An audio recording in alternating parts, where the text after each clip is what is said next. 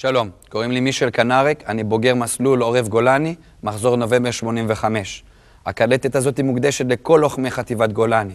לוחמי גדוד ברק, גדוד גדעון, גדוד הבוקר הראשון, החאן, העורב ויחידת החי"ר הכי מובחרת בצה"ל, סיירת גולני. Hi, my name is Mike Lee Kanarik. Congratulations on purchasing the Fight Training Set video series, the most comprehensive Israeli hand-to-hand combat training set on the market as of today. The fight system uses a system named Agana, and I'd like to explain to you exactly what is Agana. Agana literally translates from Hebrew to English as defense. However, it is the legacy of the word Agana as used in Israel that we have chose the name Agana for our system. Historically, Agana was the underground Jewish army of Israel before it got established in 1948. At that time, that army was an army of partisans with very limited amount of military training and resources. Clandestine methods were improvised on a daily basis to be able to beat the ratio of 1 to 100 against the enemy. In other words, it came out of a necessity of survival because we had to beat the odds. At that time, the Agana organized small teams called the Palmach. Palmach stands for Plugot Machatz, which is the strike force teams, which were teams of guerrilla warfare that were there to beat the odds. It is in that time that the Agana was seeded into what it became today. In other words, it's the history from that point until today, and I'll explain in a second how the Agana system evolved into what it is today. Historically, and for its combat history and integrity and legacy, Hagana belongs to the people of Israel.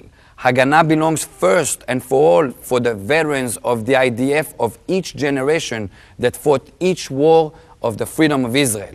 It belongs from the infantry, IDF, special ops, all the way up to the Israeli Air Force. Then it also belongs especially to the mothers of Israel. Mothers in Israel see their sons go to war to sometimes never see them again. So you have to understand the relationship of the hardship of what Israel went through the last decades to understand what the Agana went through to become what it is uniquely today.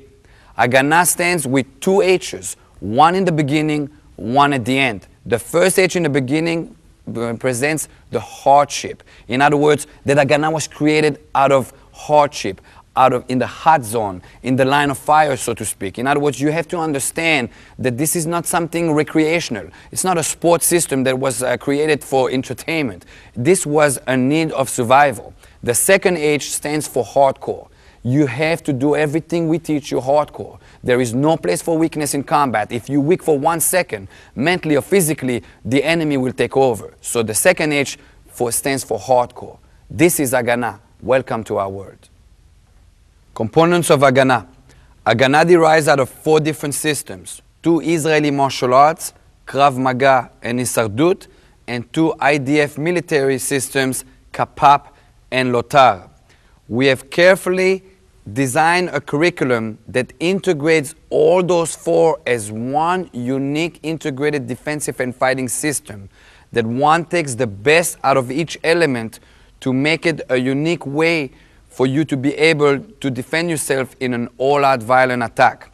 We have taken the self-defense components of Krav Maga, which they're known for. We have taken the fighting techniques from the Hissardut, which they're known for, created a unique way of doing it together, integrated together, combined with the tactics and the strategies of the military to make it effective.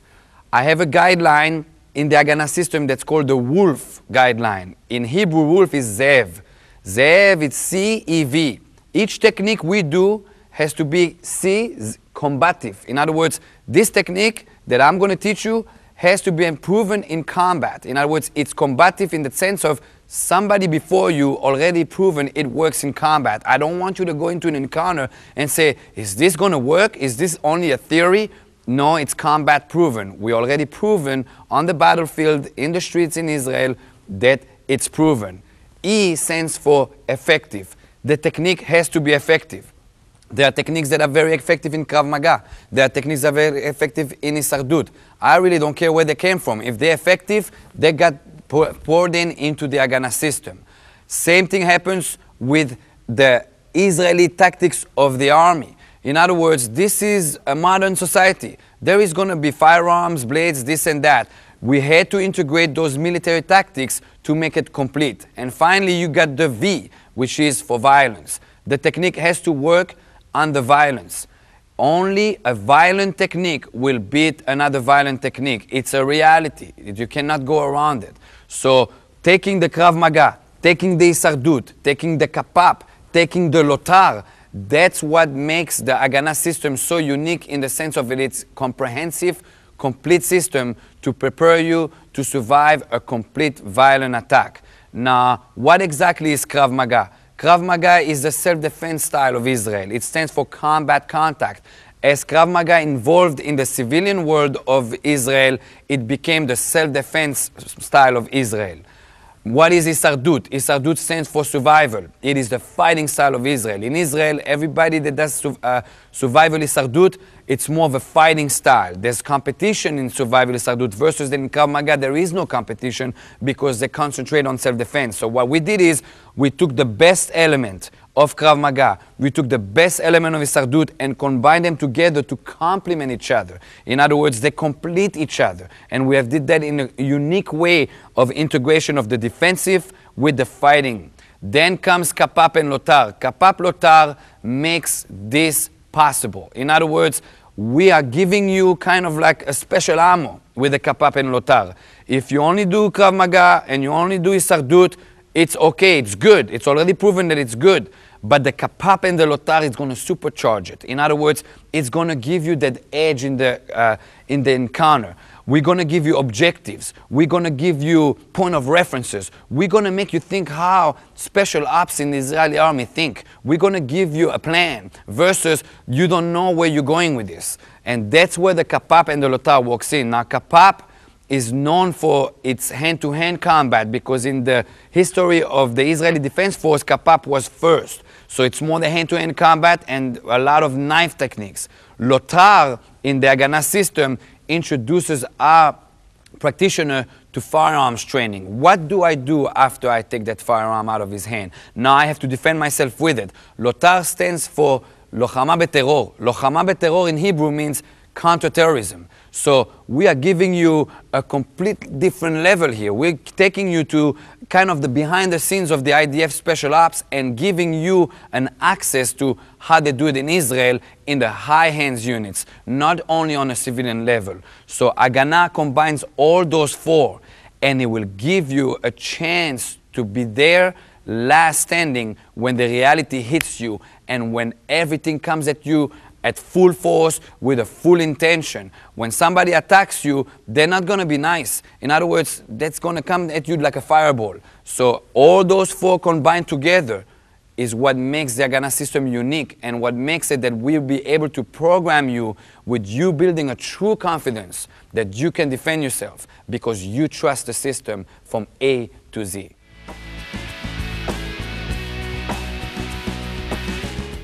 All right, before we get to the physical part and technical part of it, you have to understand the principles behind our system. We have a set of principles and concepts that you're going to have to understand so you know what to do with the technical part of the techniques. First principle, don't get hit. This is a very general principle. Basically, don't be the underdog, be aware of what's going on, and try not to be in the line of fire of incoming techniques. Second principle is offense-defense principle together. In other words, it is your job to finish the engagement as fast as possible. The longer it's going to take you, the worse the scenario is becoming. So it's offense-defense strategy at the same time. Then don't be fancy. In other words, there's no time to be fancy on the street. It doesn't matter how it looks. If you be fancy, you're getting into more acrobatic techniques, type of techniques. It's not how you look, it's how you take care of the engagement as fast as possible. Use objects or weapons that are available to you. In other words, don't be the underdog. He pulled a weapon, you pull a weapon. Try to adapt yourself to the situation. And also, you don't want to fight fair. Okay, it sounds bad, but that's the way it works. If anything, and you have to fight and you're forced to fight, you fight all out. You don't hold back.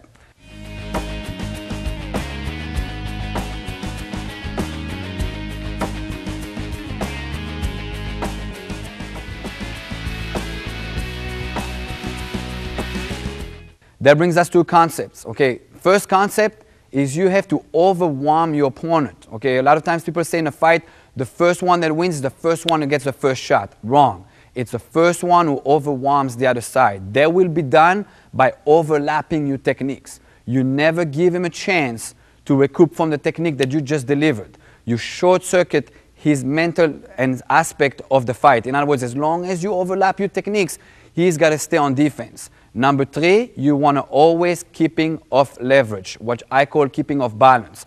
When you overlap your techniques, you basically try to keep him on his heels. As long as he's on his heels, he cannot be effective, all right? If you understand those concepts and you always keep them in mind, as soon as the stress is going to kick in, it's going to give you the mental tools to be able to deal with the violence.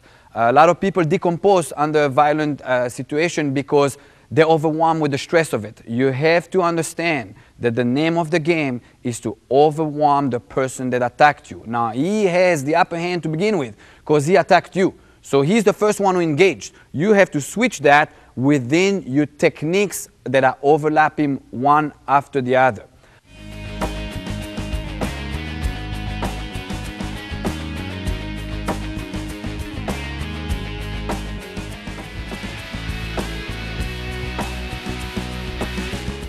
Okay, now I'm going to address the issue of mindset.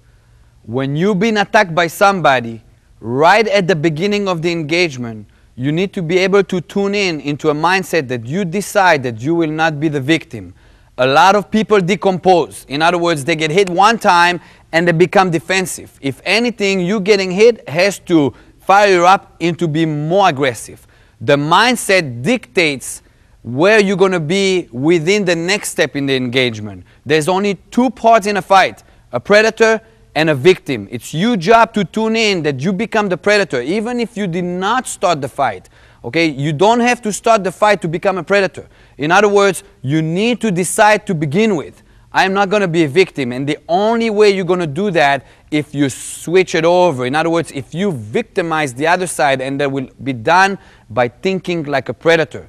The mindset a lot of times will dictate your physical, because what will happen is under stress, under pressure, you're not going to be able to think, you're going to react to begin with. And it is the mindset that's going to pull you out of being in trouble and decompose you into switching over. So the fight will be dictated a lot by your mindset. Don't forget that.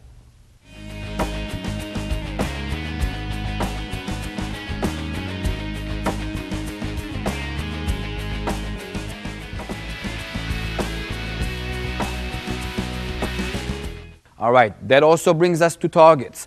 Don't try to out-punch somebody if he punches you in the face. Always try to go where he's not going. In other words, if his attack is coming upstairs, try to hit him in the groin. In other words, go to the territories where he's not expecting.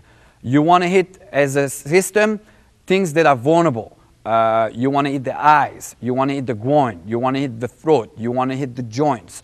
You want to hit where it's going to short-circuit him on a mental level and put him as a victim, and you want to also inflict damage. In Israel we say, if you defend yourself and you did not inflict damage, you didn't do nothing.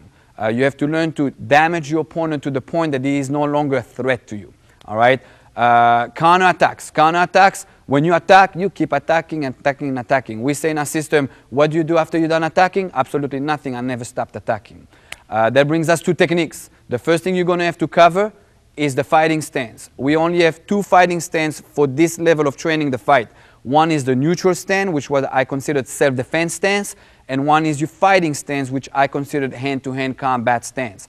Self-defense is the first engagement of a fight when it was not scheduled. In other words, The attack came out of nowhere. You're minding your own business, you're on the line at the bank, you're on the line at the ATM, and all of a sudden, bang, he whacked you or he attacked you. Either you will detect it or either you're going to get stunned by it. That's a self-defense stance. Or you have a scheduled stance. In other words, verbally he scheduled the fight. He told you this and that, and you got in a fighting stance. Or you saw the threat coming in and you got in a fighting stance. That to us is considered hand-to-hand combat. Now the relationship between self-defense to hand-to-hand combat is 1 second. After somebody attacks you, automatically at that point a fight just started, and you're going to have fighting skills to be able to defend yourself. In other words, the self-defense part of it is only the first engagement, and after that you're going to have to repel your opponent with your technical skills and what we call weapons.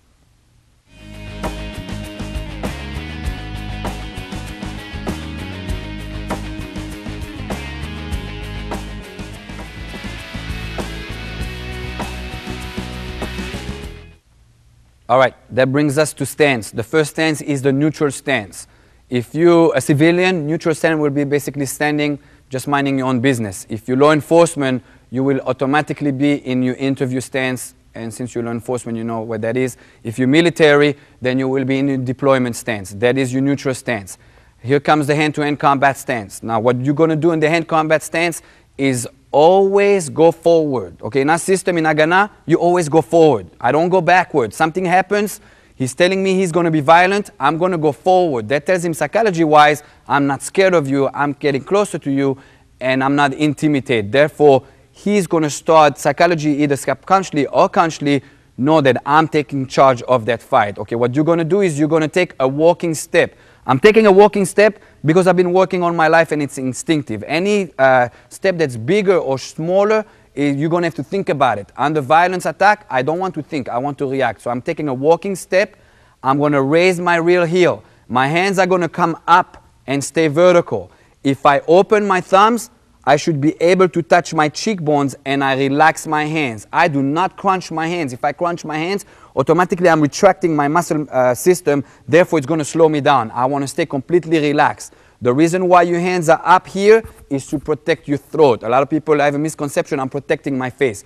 My throat is more important in a street fight than my face. People can take a shot to the face, break their jaw, and they can continue fight. Somebody gets you in the throat, it's a completely different story. So that's my fighting stance right here. Now I should be able to be distribute 50-50 on my footwork so I can move to any direction comfortably and I can deliver techniques very normal and very instinctively. If you're left-handed, then you will automatically change that. Now sometimes in a fight, you can't dictate, well, I'm right-handed, I'm going to stay here. Sometime after a technique, you're going to find yourself here. So you're going to have to accustom yourself to do techniques on this side and on this side, okay? The most common mistakes is people dropping their hands or crunching their fist. When you crunch your fist, if right now I want to grab him, I'm going to have to reach out and open my hand and grab. That's almost 3 actions. If my hands are loose, I grab, that's 1 action. 1 action always faster than 2 or 3 actions. All right, so I want to stay nice and loose so I can deliver all my techniques.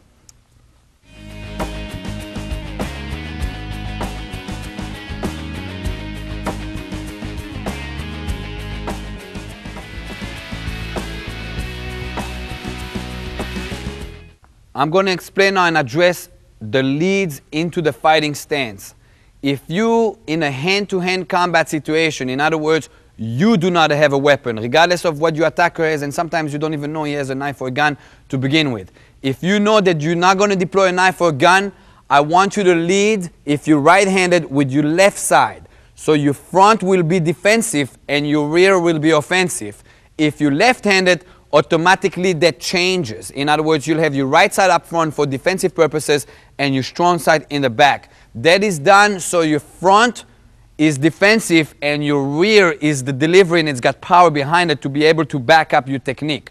It is important, however, that you learn to fight both sides, because sometime in the fight they'll dictate that you switched up and you need to be able to switch transition. A lot of people get so used to fight here, and as soon as the environment or in the engagement of the relationship of the fight turns, they freeze. If you, for any reason, feel stuck, start hitting. Hitting is never a mistake. If you don't have a grab of him, if you don't hit in a point of reference and you feel lost, start hitting. And sooner or later, you'll go back into your lead to begin with, or you'll get to a point of reference. So the lead is here if you're right-handed, here if you're left-handed, but you're going to need to be effective on both leads. And if anything fails, start hitting your opponent.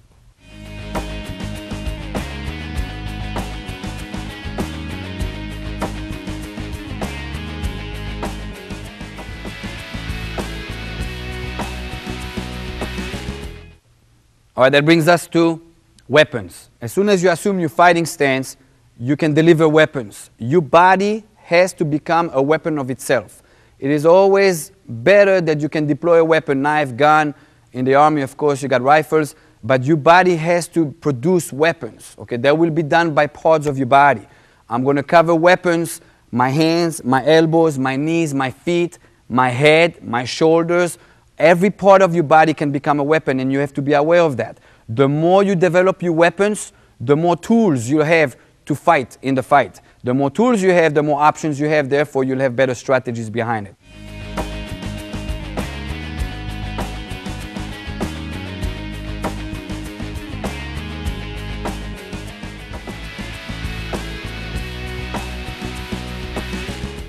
All right, the first 3 techniques are going to come out of your fighting stance from the front leading hand, okay? Each technique has a different objective. In other words, it has a different purpose, and that's why I will use different techniques according to that, all right? Here's the first technique. The first technique is going to be a straight punch. Now watch what I'm doing. I am rotating my body, and I'm throwing my punch vertical straight up. It is my hand that moves first, not my body. If I move my body, I'm being telegraphic. My weapon moves first, and my whole body supports that weapon. All right? If it's done fast, that punch goes straight in his nose or straight in the area of his face. Okay? This technique is designed to intercept an attack. He's coming in, I'm stopping him dead in his track. In other words, I'm stopping him right here, which will set up for a follow-up technique, just like we said earlier, with the overlap. So that's the first technique you have.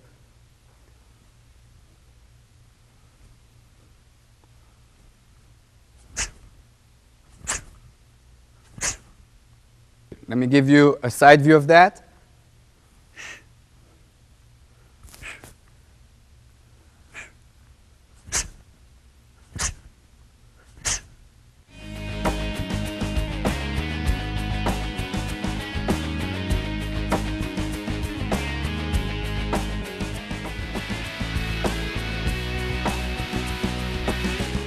Next technique from the same stance, from the same position, is the finger jab. Now I'm going to use the same mechanics. In other words, I'm rotating. It's the same mechanics as that punch earlier, but I'm switching my weapon. My weapon this time is going to be a flick of my fingers, and keep your fingers together. Don't open them up in a 45-degree angle. I am basically aiming to flick his eyeball area. What this will do is it's going to short-circuit his view. In other words, I'm not taking his eyeball out, but what I'm doing is when I throw that finger jab in his eyeball area, regardless if I'm going to connect, regardless if I'm going to damage his eyeballs, he's going to close his eyes. And if you touch one eye, automatically 2 eyes are closed. Therefore, I'm getting a freebie on my overlap technique. He's not going to see what's coming next. Usually when a human being gets hit not seeing it coming, it's psychology-wise much more effective. It's damaging his confidence, and that's exactly what I want to try to do with this technique.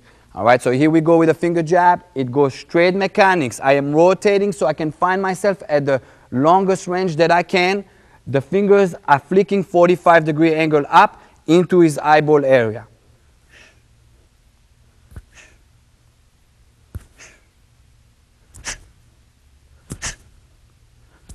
Side view of that.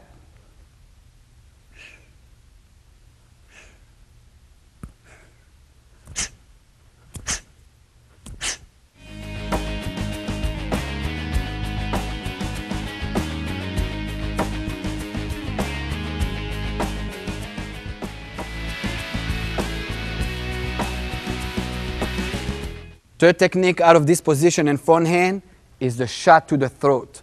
You're going to use the inside of your wedge of your hand to hit right here under Adam's apple. So you repel him backward, and he's going to present his groin in the process. You'll get a free shot either for a knee or for a kick to the groin. All you're doing is basically repelling him backward. So I'm coming in